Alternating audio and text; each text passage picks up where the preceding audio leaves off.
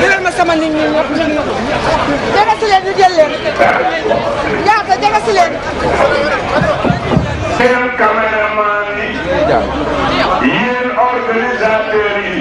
Alaaji Alla Diop Elaaji man nee na kan ngay kaw kaw dégg yonent bi baatu Adama dégal seen Adama yàlla bi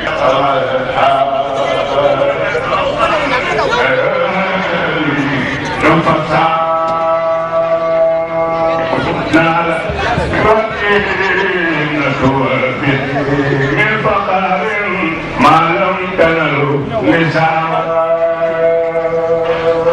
بشير لنا كل عمدهم وما يردنا تكرر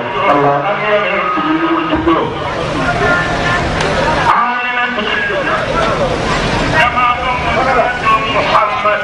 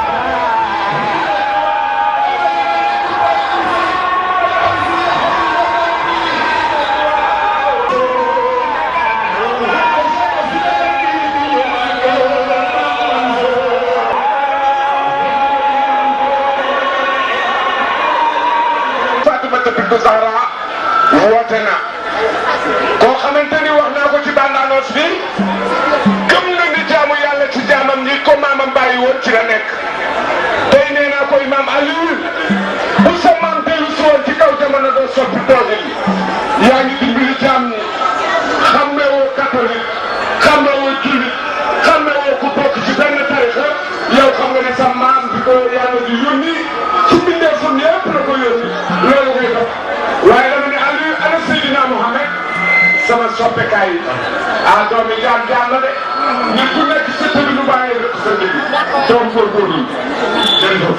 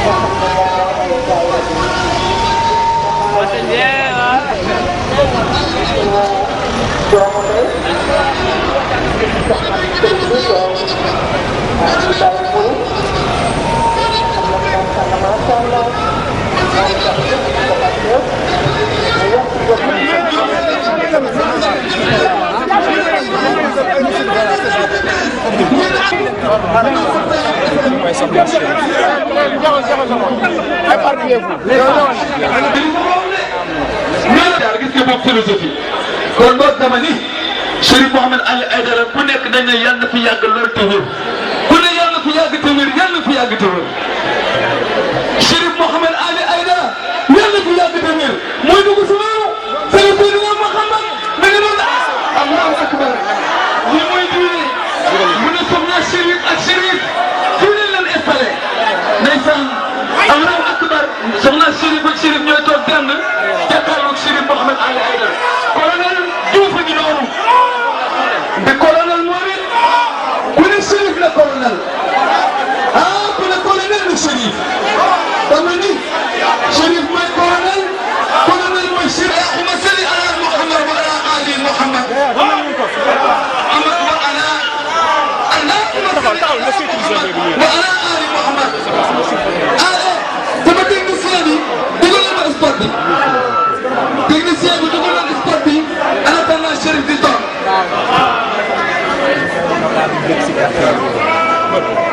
dugal nañu sport bi en attendant monsieur le technicien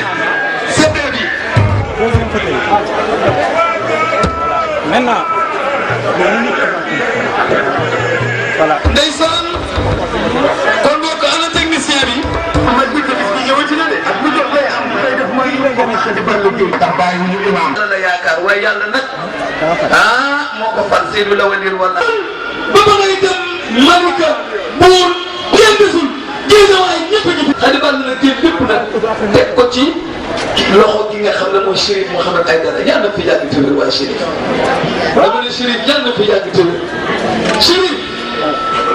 da ngaa dundal réew mi waaye dundal woo réew mi yaa ngi tabax jàkka yi yaa ngi tabax jumaa yi jàkka yi yëngul nga yëngale yaa ngi def teen yi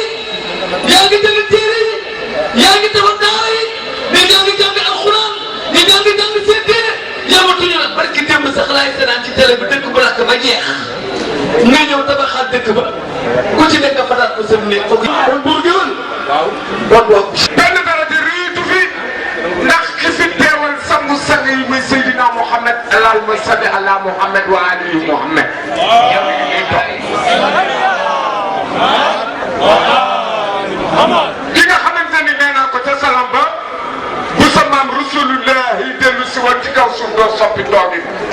bu sa maam Imam Ali dellu woon ci kaw suuf doo soppi doogin. Votre courage, votre générosité, votre dignité, votre personnalité, vous méritez amplement la confiance des musulmans. kon ana tàgg ko ci Seydina Mouhamed yi sallallahu alayhi wa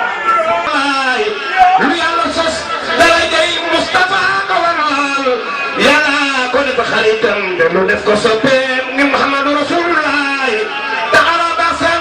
wax wa fadalal muxaddamu min al aqdaibal min al xaysi akramu Muhammadu Rasulullah jamilun jamilun fi qulubi muasam Muhammadu Rasulullah ku bëgg Seydina Muhammad dafa ni sa loxo ku gëm yeneen nga julli ci yeneen sali ala Muhammad wa ali Muhammad Seydina Muhammad Rasulullah yaa leen gën yaa leen mën yaa leen mën Muhammad Rasulullah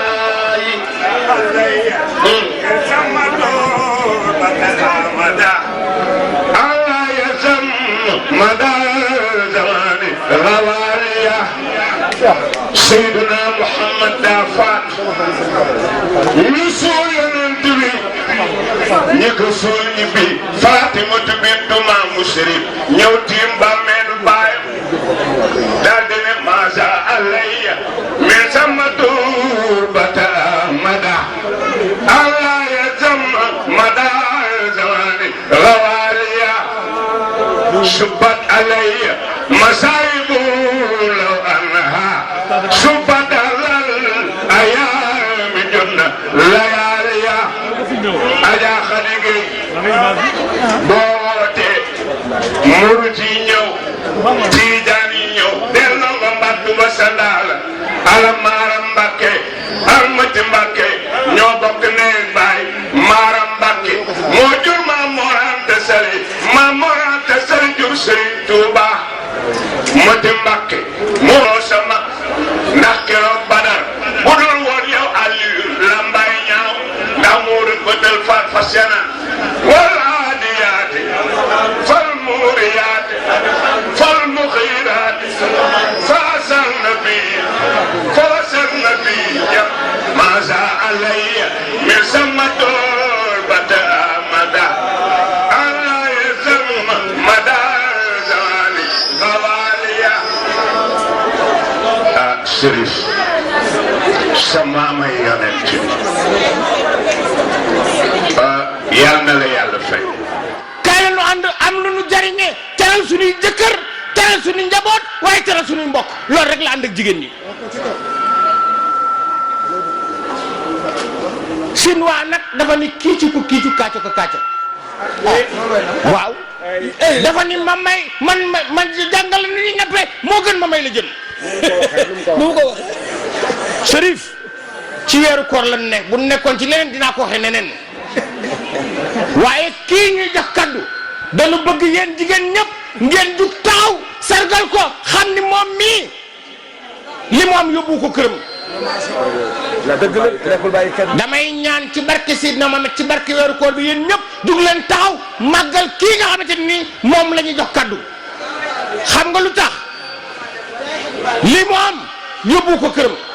li mu am yamale ko ci ay mbokkam li mu am bu doon moom rek la ak ñi mu àndal mu doy ko sëkk waaye lépp lu mu dox suba ak ngoon su génnee Kër Massar gii mbaa mu génn fu mën a dem buy dem bu laajte loo indil développement jigéen ak lu jàppale jigéen ak lu jigéen mën a sàmme ngoram ak diineem moo ko tax a jóg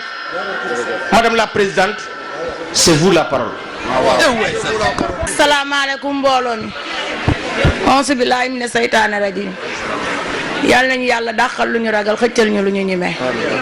te yàggal Cherif ci suñu kanam Cherif dalal jàmm sama jigéen ñii nag manuma leen a fay baas yomb na dajalay siis yomb na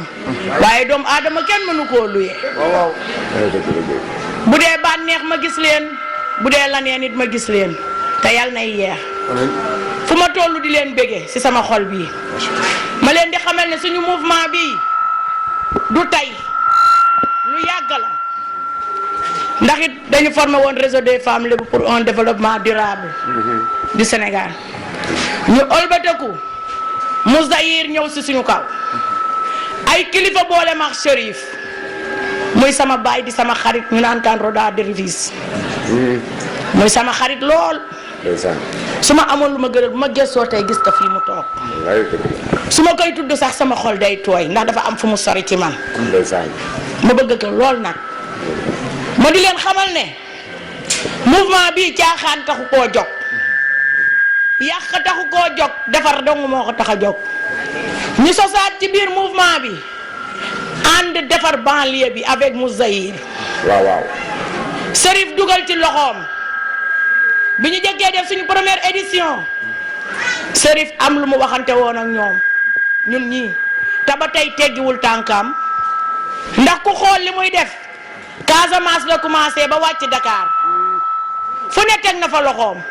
te fu mu dem jigéen ñi la jàppale te ku jàppale jigéen jàppale nga góor jàppale nga doomam ndax ñun jigéen ñi ñoo yor kër yi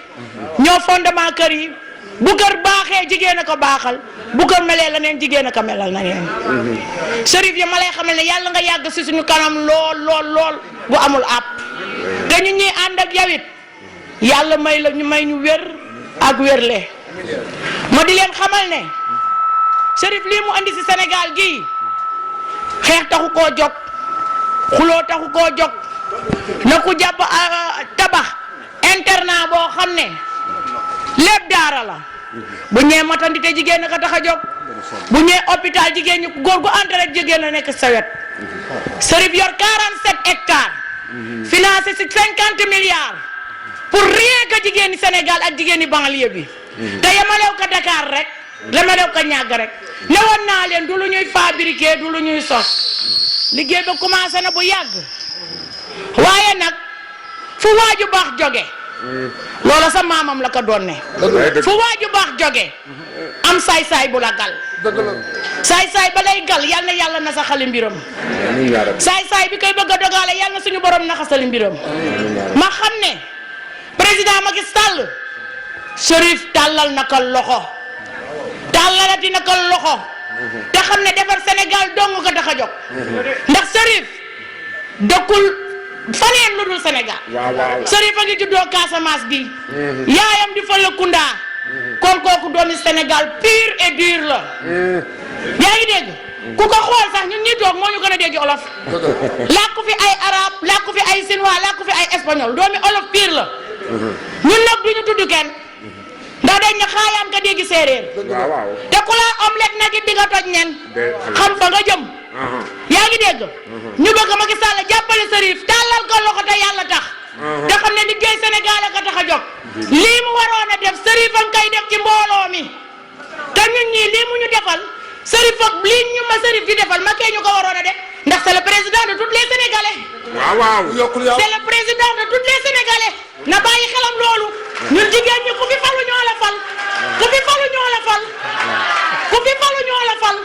te defe nañ ne nag yeewu nañ ñun waa banlieue bi dootuñu nangu kenn di ñu transporter ci erreur transporter ñu dama ne ñi ñuy oo grand théâtre bu doon saa bu ñu ootee ku dugg ñu tàmpane la sib jëm ñu xam ne yenn doom aadama yi la may xamal Macky Sall ñuy liggéey ñi nga bëgg a nax bu ñu ko nax kii liggéey ak kii naxe duñu benn jëmm ji nag day liggéey te yàlla tax day liggéey te yàlla tax fa maamam taxawoon rek foofu la taxaw ba tey jii képp ku fi sol mbuba kenn laaju kenn téeméer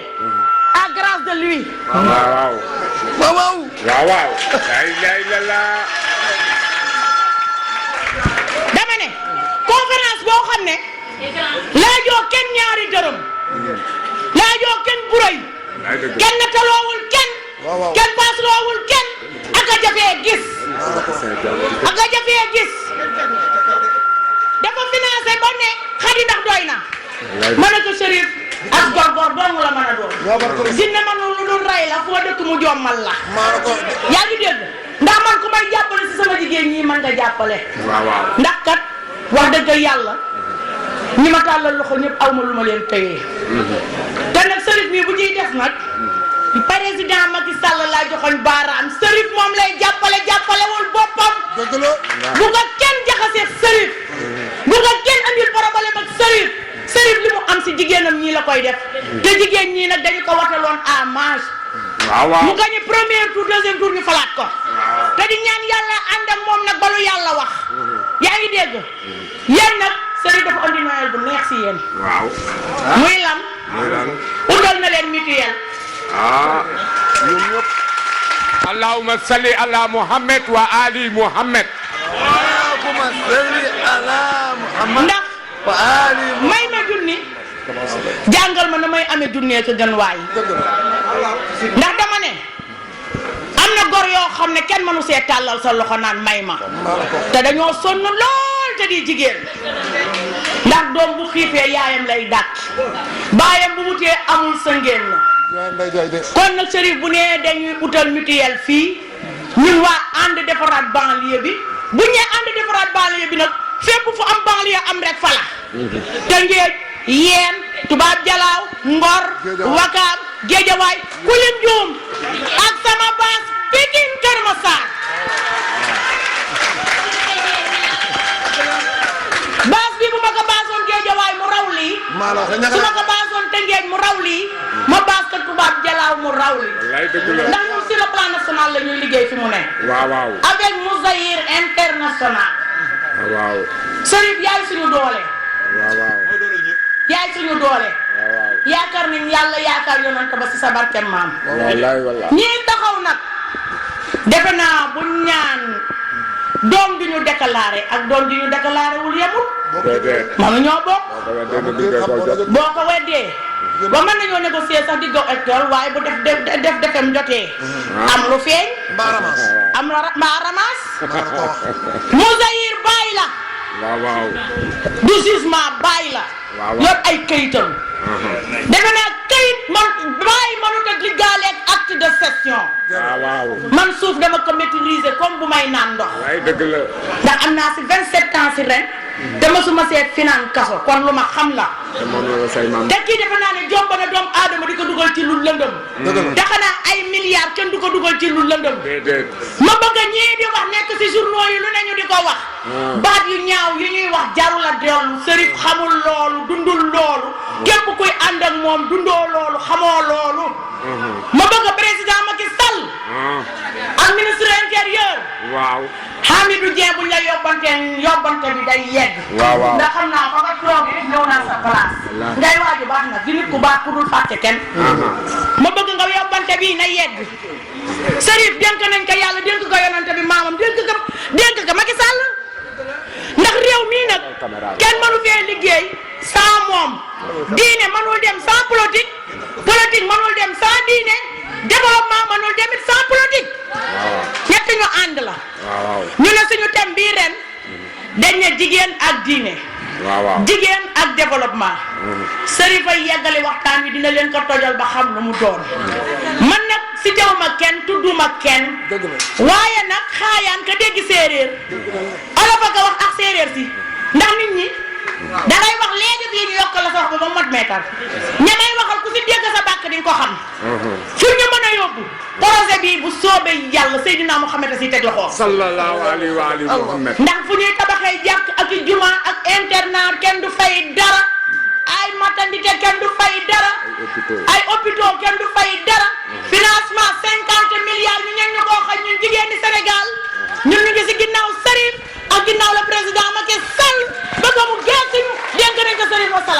allahumma salli ala Muhammad wa ali muy Muhammad. Amadou Dieng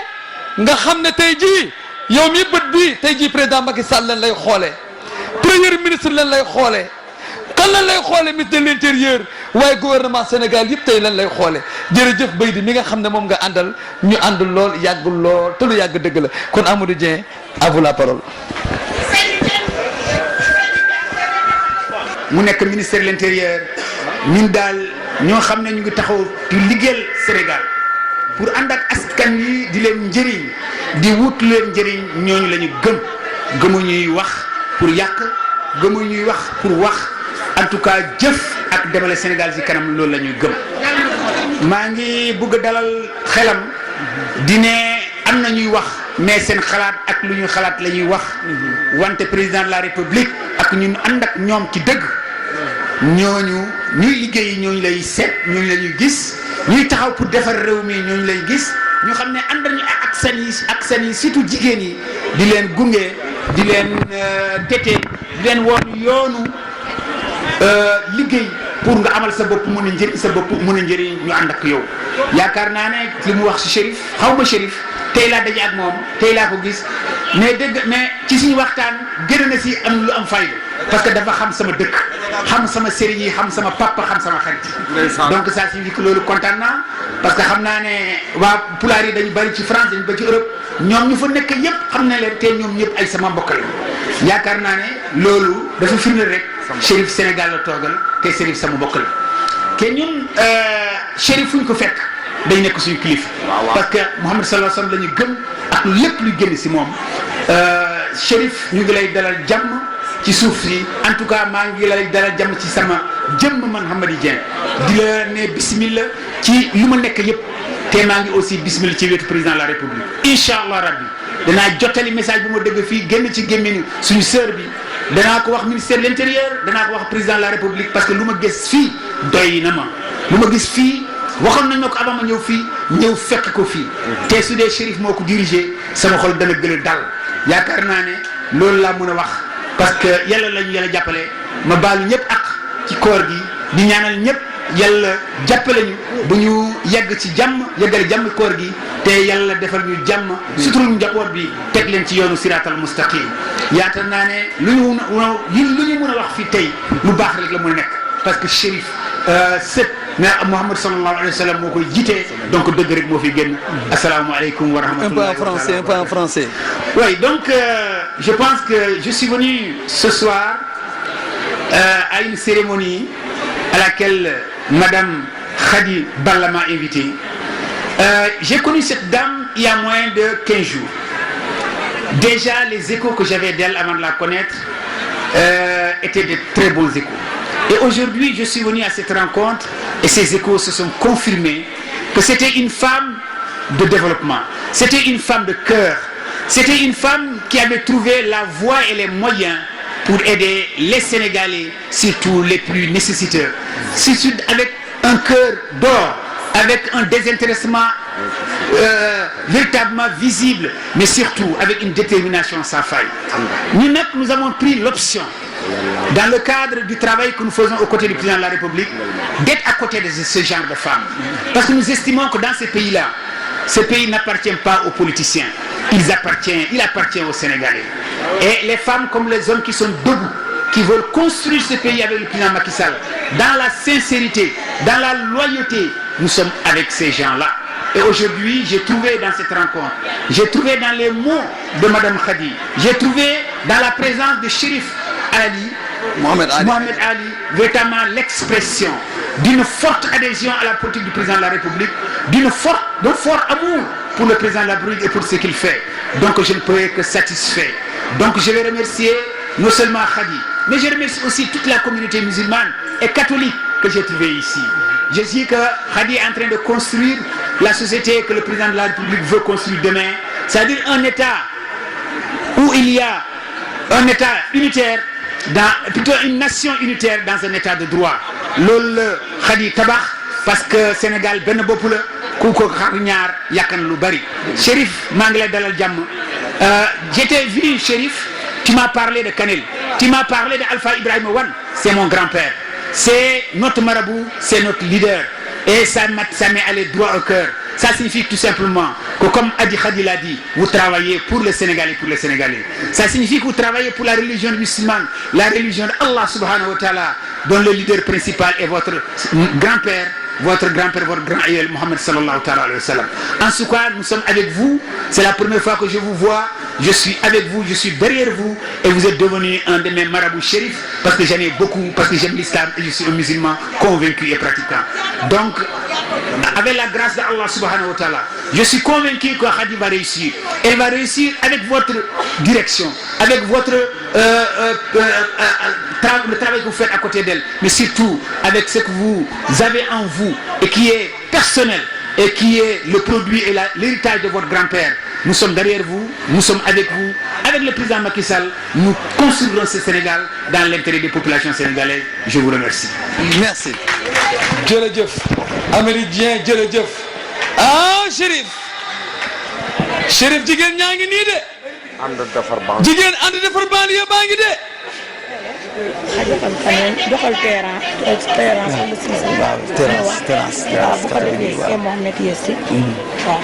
ndeysaan jigéen ñaa ngi ànd defar banlieue ñoom ñëpp dañoo jël seen lépp jox ko Khady Balla jël léppam jox ko Chérif jël ko dugal ko ci biir Moussaïr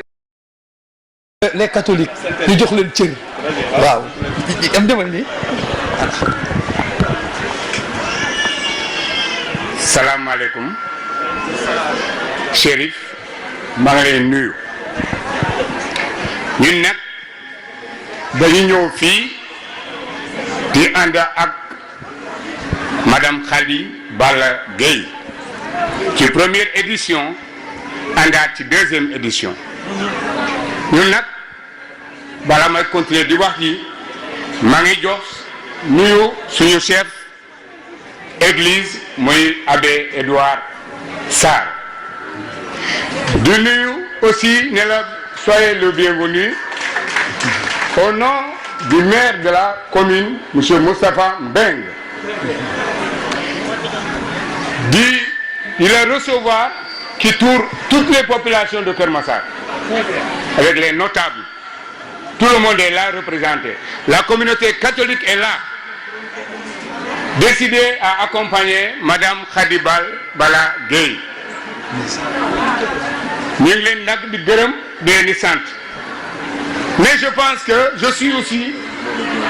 avec benn staff bi nga xam ne ñun ñoo commencé première édition.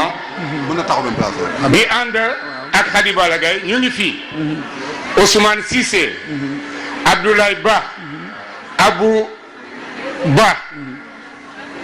et ñoom Ousmane, tout le monde est là di ànd ak Khady ci jàmm ak sutura ak barke. dama ne duma doon wax parce que suma xol dafa sedd mais ñu ngi gërëm ñëpp di sant ñëpp di wax ne fu monsieur le conseiller de la République waxee monsieur le shérif vous êtes en phase avec la vision du chef de l'État. Le chef de l'État a mis en place des actes pour aider les populations les plus vulnérables.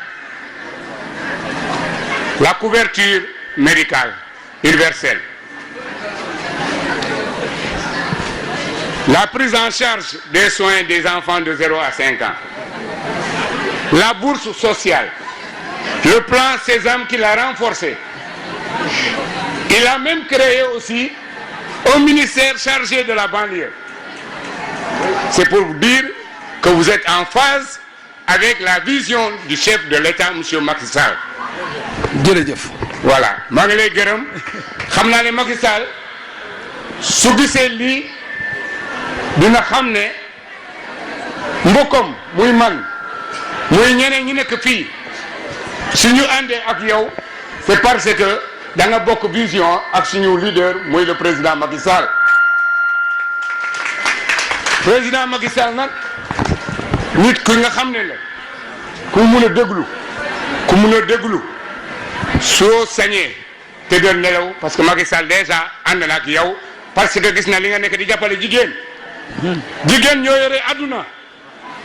am na ku ko wax fii soo joxee jigéen jox nga jëkkër ji jox nga doom yi jox nga adduna bi donc loolu yaa ngi ci Macky Sall mu ngi ànd ak yow dina la dimbale ci li nga nekk di def di ko renforcer ci ban alhamdulillahi rabbil alamin wa sallallahu wa sallama wa baraka wa tarahama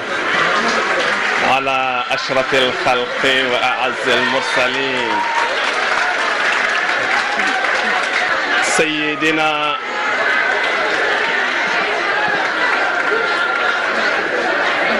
ونبينا وحبيبنا أبي القاسم المصطفى محمد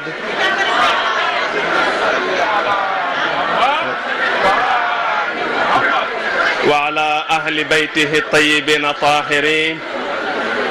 ورثة الرسالة والنبوة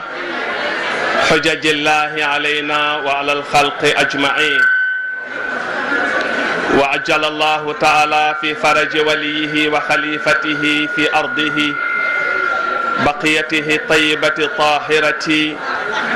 الذي ببقائه بقية الدنيا وبيمنه رزق الورى مولانا صاحب العصر والزمان الإمام المهدي اللهم صل السلام عليكم ورحمة الله بكي Adja Khady Balla Gueye mbokk yi jigéen ñi ànd ak moom ci mouvement ànd soqali banlieue àndi defar banlieue ñu ngi leen di nuyu ci turu communauté Mousdahir yépp di leen jox rek bëgg leen a jox tuuti ci seen gan seen soppe seen xarit Mawlana Chérif Mouhamad Ali Haydar Aji Khady wax na dëgg kenn du nattable ni doomu rasulillah la jëmm ji toog ci seen wet tey nekk seen gan kenn sikki sàkkawul ni doomi ngën ji mbindeef la rasuli rabbil alamin Khady wax na dëgg ngën ji mbindeef moom la yàlla jox kawsar li dul jeex liy meññ faw meññet wudul rak mukk mu jox ko ci doomam jooju di Fatimatu Zahra salaamullahi alayha moo tax xeet wu nekk yàlla sédd la ca sa wàll seen wàlla ngi nii ci jiwu rasulillahi sallallahu alayhi wa sallam moo tax mu juddoo fii ci suñu réew nampe ci weeni waa réew mi waajuram bu jigéen bi ko jur di doomi réew mi soxna Khady wax na ko léegi Chérif Mouhamad Ali Haydara kenn kuy xalaat lu rafet di xalaat ci mbaax di xalaat ci luy jéemale doomu aadama kanam doo nattable doon gu mu doon sénégalais doo nattable bëgg gu mu bëgg Sénégal ak waa Sénégal dootoo nattable itam li nga xam ni mu koy def ci ay njàmbaar ay effort inlassable ngir Sénégal jëm kanam waa Sénégal jëm kanam ci la juddoo avant l'indépendance fii ci Daarul Hijra nga xam ne village la boo xam ni waajuram bu góor Chérif Al Hassan Haydar bi mu dikkee Sénégal moom moo dugg ci àll boobu ci gott bi gor ko dëkk fa yàlla fekk ko fakk ak teranga nit ñi fekk ko fa ndax doomu aadama yi waa Sénégal fu Rasulullah fekk ñu nekk ñu fekk ko fa fu sëtam nekk ñu fekk ko fa ñu dëkk fa ak moom nekk ay taalibeem avant l'indépendance Chérif Al Hassan Haydara ku xam réew mi xam ni réew mi bindoo démb ak tey xam nga ko ku xam Medina Gonaas xam nga Chérif Al Hassan Haydara di waajuru seen gan gii tey kilifa gi toog ku xam Medina Gonaas xam Cerno Mouhamad Saïd Ba xam Medina Gonaas na mu sosoo daaka bi nga xam ni moom mooy xàmmeekaayu Medina Gonaas xam na mu sosoo xam nga Chérif Al Hassan Haydara ndax mag ñi seenu nekkin dañ daan ñaan jamono bu nekk fu ñu toog yal na leen fa yàlla fekk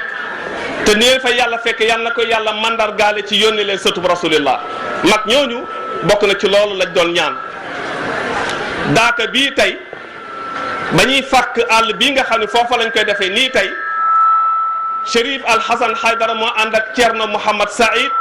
ñu dikk ba ci àll bi mun ko fii boo fi wootee ngir yàlla ak bu yonentam nit ñi dañ leen di fekk te la nga fi wutal yàlla yàlla na la ci fekk jox la ko garab gañ fa jëkk a dog ca àll boobee kilifa gu mag googu doomu rasulullaay boobu moo ko dog foofee. ba tey jii ku gis loolu yi nga xam ne Thierno Mouhamed Saïd mi ngi ko doon def ci ndimbal ak taxawaayu sang bu mag boobu di doomu rasulullaay Chérif Al Hassan Haydar rahimahullahu taala wa qaddasa sirrahu xam nga ni jëf jooja meññ na sakkan na mi ngi dox ba tey ku ko xam nag xam nga ko te ku mu waxtaanal ci réew mi ni mu ko defee ak kilifa gi toog représentant ministre de l'intérieur ku mu ci waxtaanal rek nga xam ni yemul ci xam dëkk ci réew mi yemul ci nekk Sénégal waaye dafa xam réew mi te ñaari ku mu ci waxtaanal nga xam ne xam na ko ràññee na itam moom lu muy def lii ñam seen gan laa leen di wax yéen jigéen ñi aji xadi balla yaag say bokk sa gan dafa am ligne bi mooy ligne maamam rasulillah philosophie mooy philosophie maamam rasulillah mi ngi tënku ci ñaari kaddu i'mal li dunyaaka ka annaka ta'ishu abadan wa'mal li akhiratika ka annaka tamutu gadan. Profite de cette vie ici-bas comme si tu devais vivre éternellement, mais travaille pour l'autre monde comme si tu devais mourir demain. loolu mooy philosophie de développement. Toute la philosophie du développement se résume en cette courte phrase de Mawlana Rasuli Rabbil Alamin sallallahu alayhi wa alihi wa sallam. Développement mu ni doomu aadama dafa war a ràññee ndax doomu aadama dafa bëgg a mucc mooy développement. Vivre dans l'opulence, vivre dans le bien-être, vivre en paix et dans la quiétude loolu mooy développement. bu ko defee li nga xam ne dafay bokk ci loolu pour loolu antu yépp nga am ko loolu la sang bi di liggéey loolu la ko tax a jóg. mu ni kon doomu aadama pour mu ràññee pour mu mucc il faut mu xam boromam yàlla il faut mu jaamu ko am déet. doomu aadama pour mu mën a jaamu yàlla faaw mu lekk ba suur faaw mu faju bu feebaree looloo tax muy investir dans le domaine de l'éducation et de la formation sonn ci lool. Dans le domaine de la santé sonn ci lool et dans le domaine du développement durable sonn ci lool itam looloo ko yëkkati sang bi ma wax leen seen gan kan la loolu muy def ñi ngi wax dégg ngeen sax ñuy wax tabaxi jàkka waaye moom mujj ci li muy def ndax balaa kenn jaamu yàlla da ngay lekk ba suur ndax da ngay jàng sax laa wax jàng te balaa kenn mën a jàng foog nga lekk ba suur balaa nit a mën a lekk foog mu wér. préalable yooyu lan yi balaa muy tabax jàkka faw loolu am ba noppi moo tax bu ngeen xoolee biir Sénégal lim fi tabax ci ay école kenn xamul nu mu toll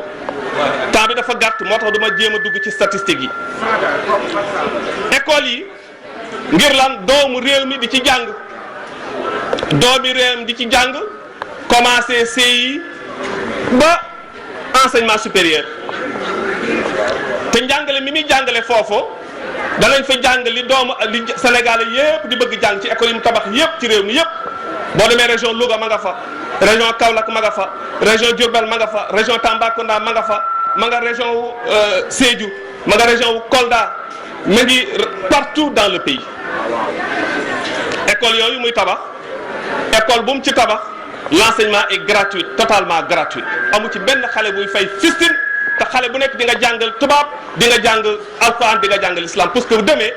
ñu man lay joxoñ nga boole la parmi les Sénégalais les meilleurs bu jumaa ja noddee boo fa taxafee wax fa lu ñuy wax ci jumaa bu administration soxla boo demee nga defal réew mi li administration soxla Sénégal dina la wóolu dina mën a confier toutes les responsabilités dans tous les domaines loolu lay liggéey kat Sénégal ñun ñëpp yëg nañu ñu naan la lutte contre la mendicité des enfants 2007 ak léegi liggéey na ci formé na ci lu toll ci 8000 mètres coraniques 8000 mètres coraniques juróom-ñetti junni sëriñ yi alquran yu daan jàngale alquran ñoo xam ne ñaare dañ daan indi seeni xale ci ndakaaru gi ñuy wër di yalwaan tey jii kenn ku nekk am nga formation bi nga soxla fixé na la dans ton terroir yaa nga ci sa dëkk say xale di jàng di wàcc di lekk di naan di dem ca tool yi di bay di am lu ñu dundee ba pare muy yëkkati loxoom di leen ci jàppale dans le cadre de la lutte contre la mendicité des enfants voilà des efforts qui se poursuivent encore jeexagul loolu projet de développement yi mi ngi partout dans le pays Furna jàmbaar yi réew moo dem village boo dem dans les villages les plus reculés du pays di nga fa fekk Furnay jàmbaar yoo xam ni dafay porter identité Mouzahir international ci njàmbaar ak Chérif Mouhamad Ali Haydara mi seen gan laa leen di wax mooy kan. moulin yi xam ngeen ni soxna Khady wax na léegi ni ku jàppale jigéen jàppale nga góor jàppale nga famille jàppale nga njaboot gi moulin yi amul fi mu nekk nii village bu ngeen di dem dans les villages les plus reculés Saloum Jolof Casamance Fouta te du ngeen fa fekk ay moulin yoo xam ni Mouzahir moo ko offrir gratuitement jigéen ñi ngir seen coono wàññeeku teen yi bënd na teen yi fépp ci réew mi ngir que rootum jigéen ñi ak coono root yi denc ñoom parce que loolu mooy développement waaye loolu mooy diine l'islam loolu mooy defar àddina pour que àllaaxira mën a jag seen gan loolu lay liggéey projet de développement yi projet maraîchère yi mutuelle yi lépp ma nga ca gis ngeen ni seen sukkaru koor Khady wax na leen ko seen bosa gi ñëw insha allah ci ndimbalam yàlla ak bu yonentam seen bosa gi ñëw nag yéen waa Dakar xam naa di ngeen mel accès gul ci ñun gisaguñu Furna jàmbaar yi gisaguñu moulin yi gisaguñu yeneen yi yéen buñ leen laajoon seen avis da ngeen ci d'accord ñu leen kaay leen ñu tàmbalee ci jigéen ñi gën a sonn ca àll ba doog a egg si Dakar da ngeen naan waaw waaye seen bos ñëw na ñàggaa ngi ni yéen a ko moom Khady nee na c'est un projet de plus de 50 milliards kooku du yàq ku bëgg a defal sa bopp 50 milliards mën nga caa jënd ay kër almaadi toog loo bëgg dundi da nga ko dundee bu dee sa bopp la tax a jóg 50 milliards ku ko am te sa bopp dong tax la jóg doo xëccoo ay hectares 50 milliards ku ko am sa bopp dong tax la jóg bu fekkee ne dund dong nga soxla ci àddina bii da nga dund ba mel ni dootoo dee waaye nee na loolu sakkanul li sakkan mooy defaral yàlla ak yonentam boo teeree ci seen kanam ñu applaudir la ni la bravo jërëjëf looloo sakkan ci loolu la nekk moo tax mu ne yéen waa Dakar seen bosa ngi nii ñàggala insha allah da ngeen fa am lépp complexe socio-culturel hyper équipé insha allah ci kattanu yàlla ak yonentam c'est pour vous du pour moom soxlawul loolu bu ko soxla woon tey jii bu ko neexee ma nga New York di dund ci ay château yi gën a mag yi gën a rafet yàlla jox na ko moyen yooyu waaye nee na moyen yooyu moomu ko nee na ko am li nga dundee boo amee sa dépense su añ la ci des moomatoo ko nit ñee ko moom jox leen ko soo reeree la nga dese ci sa poche nee na moomoo ko nit ñee ko moom buur géwél léegi nee na ko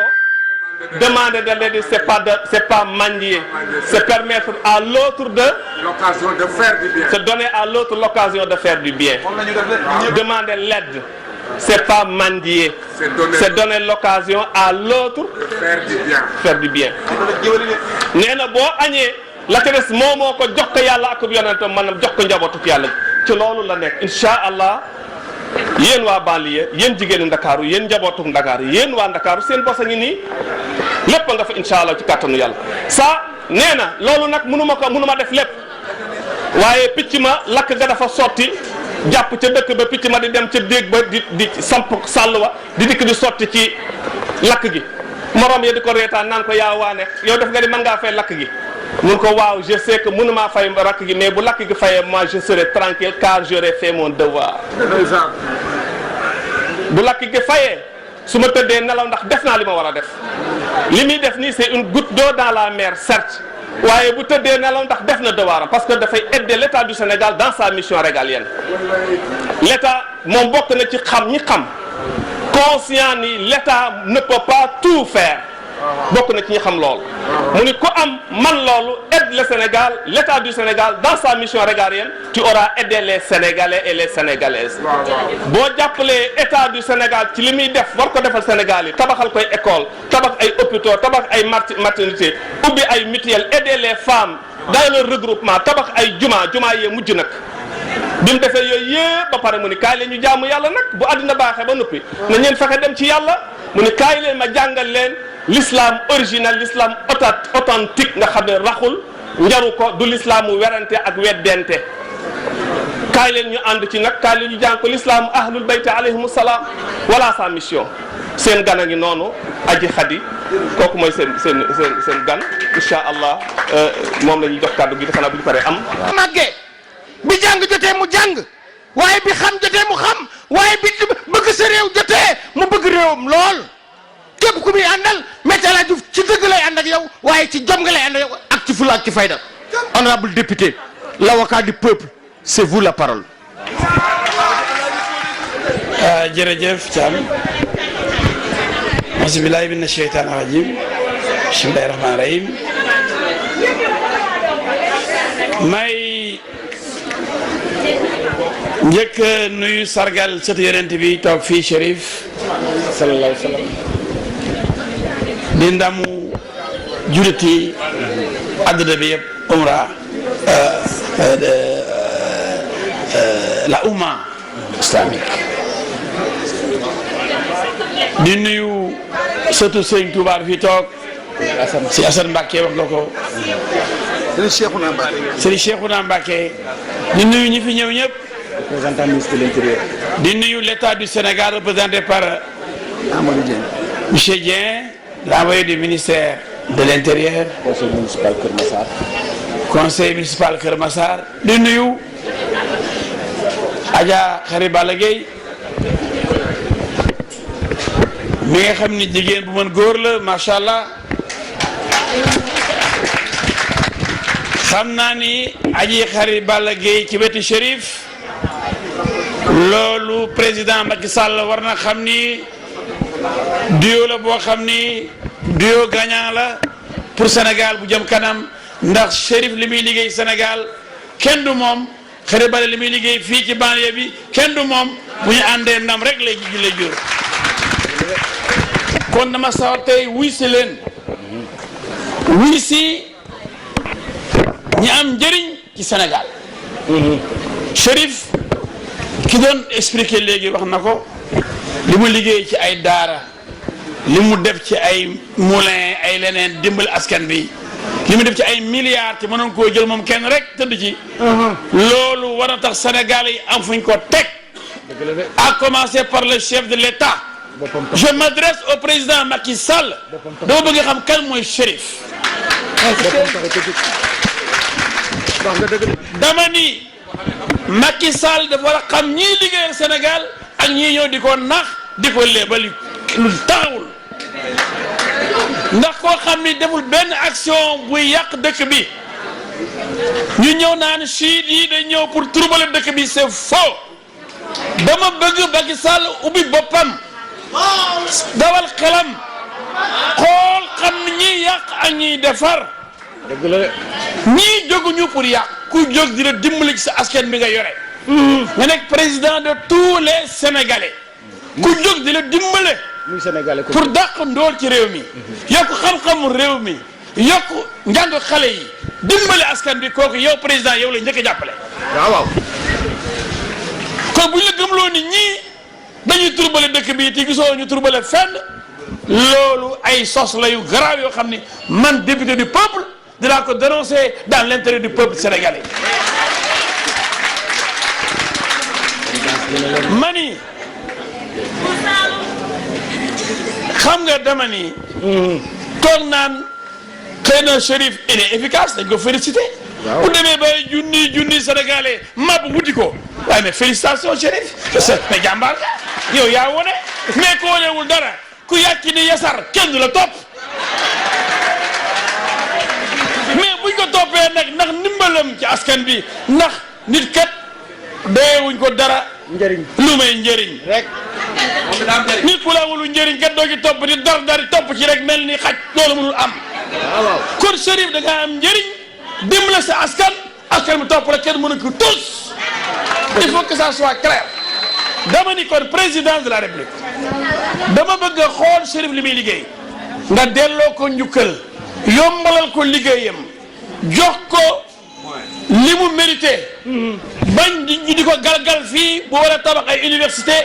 pour njàng xale yi ñu naan ko non yow sa affaire dañ koy seetaat yéen wóoru leen waaye lan moo wóor a di fii dafa une institut boo xam ne day am université complexe am lycée am école élémentaire am ay professeurs yu ñuy fay ñuy jàngale lépp ci biir Sénégal loolu xam nga ne loolu ndamu Sénégal la dama ni comme dañuy bàyyi église bi di bàyyi protestant yi ñuy fekk ka sabaru heure bu la neexee dimanche église yi di jolli waaye ñi ni ay julit comme ñun man duma siit man murit laa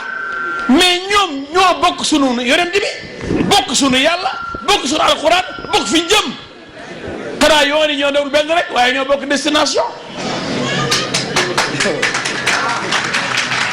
xam nga ñi ñëw fii tey am ñu jógee boor bi am ñu jógee boor bële am ñu jógee boor bee destination tey jii ci conférence bi la mais nan lañ mënee mën dans un état laïque dama ne comme neex nga ne catholique Senghor catholique la woon Sénégal catholique yi ñoo gën a néew waaye dañ nekk fii pays de tolérance fii dañu am laïcité jël catholique Senghor bu jiite jullit yëpp loolu mooy Sénégal waaye sii di nekk ay jullit comme ñun nekk ay musulman à part entière gëm yonent bi di xeetu yonent bi gëm yàlla gëm alxuraan ñu di leen indil ay tolof ci fi seen liggéey naan ay affaires yi siid yi wóorul ma ne bu ñu kenn fonto réew mi c'est la laïcité c'est la démocratie te ñoom ay nit ñu baax lañu catholique yi mais minorité la mais catholique yi exemple lay Sénégal ndax dañ fi une histoire jamais mais fu ñu bëgg a tabax église yu bàyyi leen maa leen di nuyu ndax catholique yi dañoo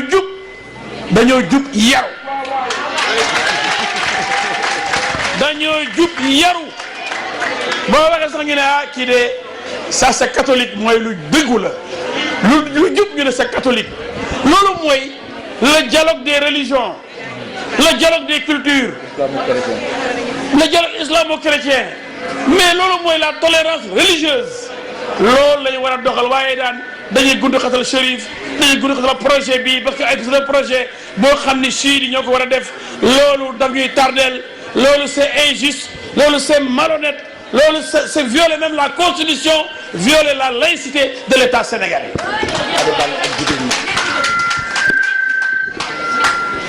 kon fii laa ne dio de cette tribune lay taxaw wax loolu ministre de l'intérieur mu ngi fii dina rendre compte ministre rendre compte président de la République le président de tous les Sénégalais le président des chiites